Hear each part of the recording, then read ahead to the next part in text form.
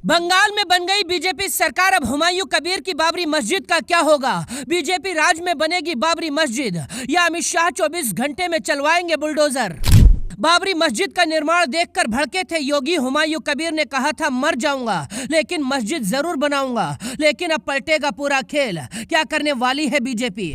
पश्चिम बंगाल के चुनाव से पहले बाबरी मस्जिद का नाम हर रैली में गूंजता था। अमित शाह भी बाबरी का नाम लेकर हुमायूं कबीर और ममता बनर्जी को ललकारते थे और योगी आदित्यनाथ भी बाबरी के नाम पर दहाड़ते थे। इधर बंगाल में पहली बार बीजेपी के मुख्यमंत्री ने शपथ ली। उधर बंगाल के मुर्शिदाबाद में बहुत तेजी से बाबरी मस्जिद का निर्माण चल रहा है। अब सवाल यह है, बंगाल में बीजेपी की सरकार बनने के बाद बाबरी मस्जिद का क्या होगा? क्योंकि इसी बाबरी मस्जिद पर हुमायूं कबीर का राजनीतिक करियर टिका हुआ है। लाखों मुस्लिमों ने बाबरी मस्जिद के नाम पर चंदा दिया। मस्जिद के निर्माण के लिए करोड़ों ईंटें मुर्शिदाबाद पहुंच गई थीं। जब हुमायूं कबीर ने बाबरी मस्जिद की नींव रखी थी तब यूपी के सीएम योगी आदित्यनाथ ने कहा था अब कयामत तक बाबरी मस्जिद नहीं बनेगी। इसके जवाब में हुमायूं कबीर ने पलटवार किया था और कहा था ये यूपी नहीं बंगाल है, योगी को बोलने दीजिए, मस्जिद बनकर रहेगी।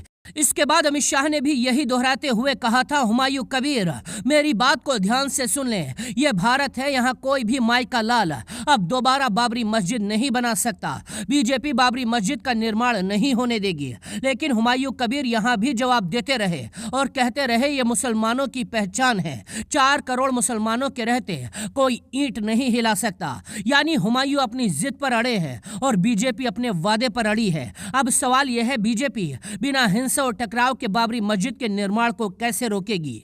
हुमायूं कबीर जिस जमीन पर मस्जिद बना रहे हैं वो उनकी निजी जमीन है, लेकिन इसके बाद भी बीजेपी के पास निर्माण रोकने के कई रास्ते हैं। पहला रास्ता, किसी भी बड़े धार्मिक निर्माण के लिए स्थानीय प्रशासन और राज्य सरकार की परमिशन जरूरी होती है। बीजेपी इसे जब चाहे तब आसानी से रोक सकती है। दूसरा रास्ता, बीजेपी सरकार ये कहकर निर्माण को रुकवा सकती है कि इससे इलाके में तनाव या शांति भंग होने का खतरा है। सुरक्षा और कानून व्यवस्था का हवाला देकर मस्जिद का काम रोका जा सकता है।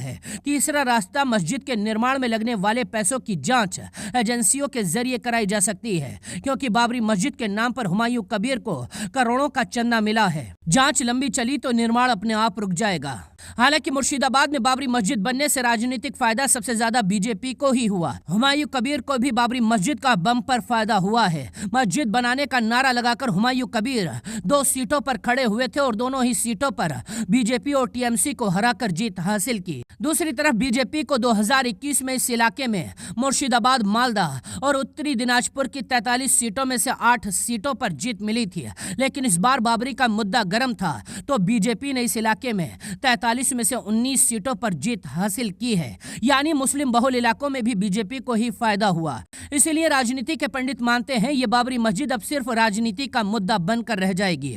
2028 के लोकसभा चुनाव हो या 2031 के अगले विधानसभा चुनाव में बाबरी मस्जिद का मुद्दा सिर्फ राजनीतिक फायदे के लिए ही रह जाएगा। ना तो कभी मस्जिद अब बनकर तैयार होगी और ना ही इसको तुरंत रोका जाएगा। हालांकि हुमायूं कबीर कानूनी लड़ाई लड़ने के लिए तैयार हैं, लेकिन उनका बीजेपी के सामने जीतना लगभग नामुमकिन के समान है। Bureau report.